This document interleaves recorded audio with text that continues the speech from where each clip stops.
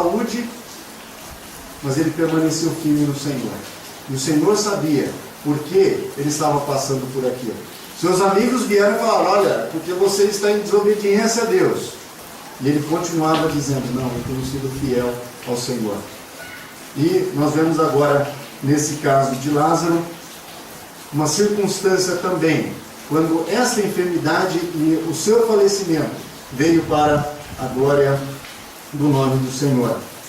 No segundo versículo nós lemos o escritor, inspirado pelo Espírito Santo de Deus, ele fez questão de acrescentar no texto esta descrição da atitude de Maria, que nós vemos no capítulo seguinte, o capítulo 12, quando Maria unge os pés do Senhor Jesus Cristo com um perfume muito precioso.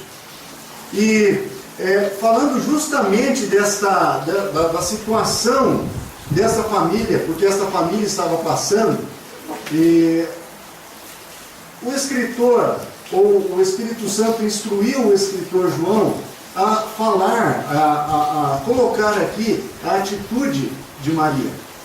Justamente porque, talvez para nos mostrar que mesmo entre aqueles que amam a Deus de uma forma muito fervorosa, aqueles que servem ao Senhor com muita fidelidade, os problemas também acontecem.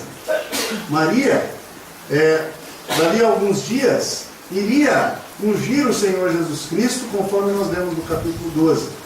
No seu coração já existia esse sentimento de gratidão, de amor, de adoração pelo Salvador. E ela estava passando por esta situação tão difícil. Qualquer que seja a situação que o crente vai passar, quer seja na abundância, quer seja na pobreza, quer seja na saúde, quer seja na doença, aquele que ama o Senhor, ele sempre, sempre vai estar perto do Salvador. E sempre vai estar numa atitude, num gesto de gratidão a Deus, entendendo que nós podemos passar por dificuldades também, mas que o Senhor, ele jamais, jamais nos desampara. Agora, um outro fato interessante que nós temos aqui, versículo 6. Porém, quando ouviu que Lázaro adoecera, ficou ainda 2 dias no lugar aonde estava.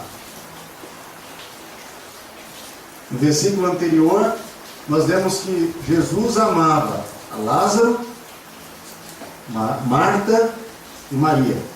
E mesmo assim, quando ele soube da enfermidade de Lázaro, ele demorou-se ainda alguns dias, 2 dias, até tomar alguma atitude. E o que nós aprendemos aqui?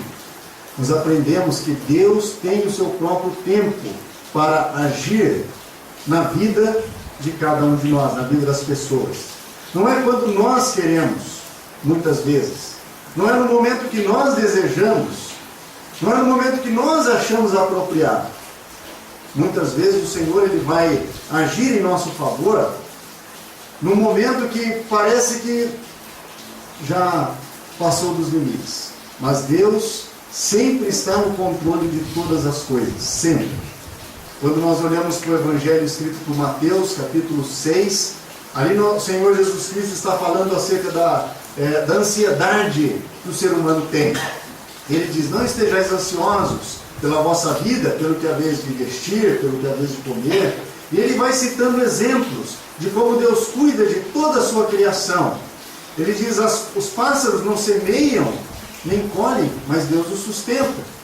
Os lírios do campo, eles não tecem, não fiam, não costuram, e mesmo assim, Deus os veste de uma forma tão esplendorosa que nem Salomão, em toda a sua glória, se vestiu como qualquer deles. E ele diz: não estejais ansiosos. Pedro, na sua carta, no capítulo 5, versículo 7, ele diz: lançando sobre ele, sobre Deus, toda a vossa ansiedade, porque ele tem cuidado de vós. O que nós devemos fazer, irmãos e amigos, não é desesperarmos, não é arrancarmos os cabelos, ficarmos correndo atrás de soluções, mas é confiarmos no Senhor. Não estamos querendo dizer que se está doente não precisa procurar um médico. Não é isso. Mas existem ocasiões quando nós estamos tão desesperados que nós perdemos a nossa fé, a nossa confiança em Deus e começamos a agir por conta própria. E talvez seja exatamente neste momento que nós precisamos acalmar a nossa alma e ouvir a voz de Deus falando conosco. E quando nós achamos, Deus está demorando muito, é porque Ele tem os seus propósitos e o seu tempo. E no momento exato, Ele vai agir. E nós vamos perceber que aquilo que Deus tem para nós, o propósito de Deus para a nossa vida é muito maior do que aquilo que nós imaginávamos. Tanto Maria quanto Marta, quando encontraram o Senhor, falaram: se o Senhor tivesse aqui, Ele não teria morrido. De fato, o Senhor o teria curado. Mas que milagre mais maravilhoso. Marta e Maria viram, e aquelas pessoas que estavam ali não viram um enfermo ser curado. Na verdade, eles já tinham visto dezenas, talvez até centenas de pessoas sendo curados dos mais diferentes males. Eram cegos, conforme aqueles judeus comentaram. Eram coxos. Eram pessoas que tinham a mão paralisada. Eram pessoas que não podiam falar. Eram surdos. Pessoas endemoniadas. E o Senhor curou a cada uma delas.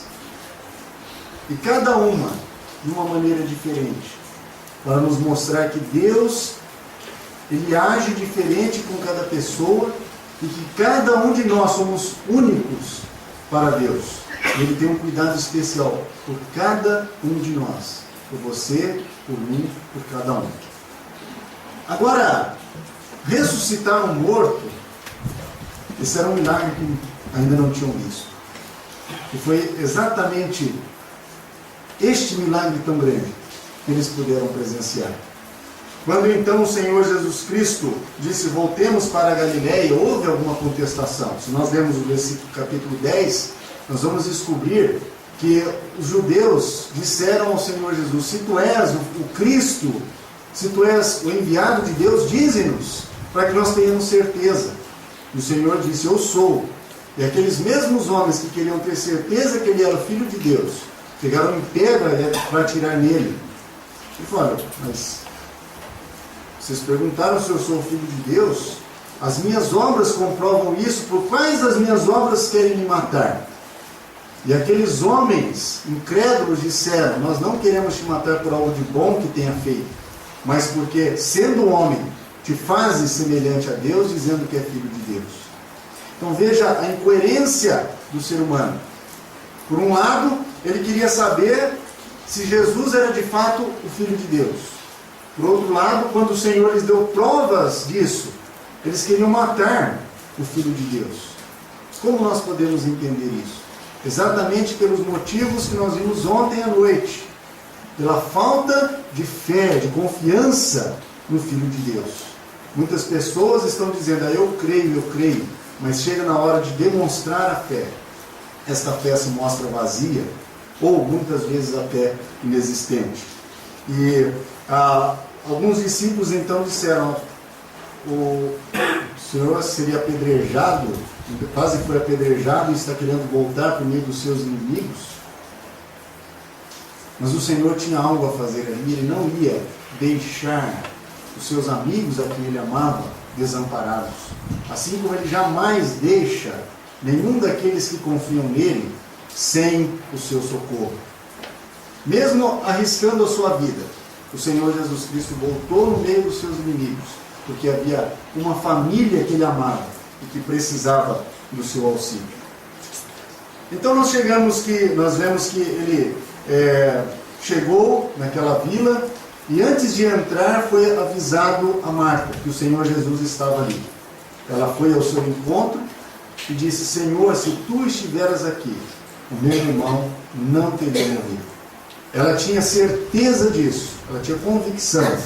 Se Jesus estivesse lá, enquanto Lázaro estava doente, ele teria sido curado e não teria morrido. Era a convicção, a fé que esta mulher tinha. E então o Senhor Jesus Cristo lhe diz: versículo 23, teu irmão ressurgirá ou ressuscitará. E agora nós chegamos num outro ponto que é muito importante. Marta disse no versículo 24, eu sei que meu irmão ressurgirá no último dia. Haverá um dia que todos nós teremos que comparecer diante do Senhor.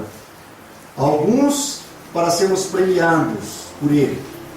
Todos aqueles que hoje, enquanto estão vivos, aceitam a proposta do Evangelho e recebem o Senhor Jesus como Salvador, serão ressuscitados se passarem pela morte, para encontrarem o Senhor como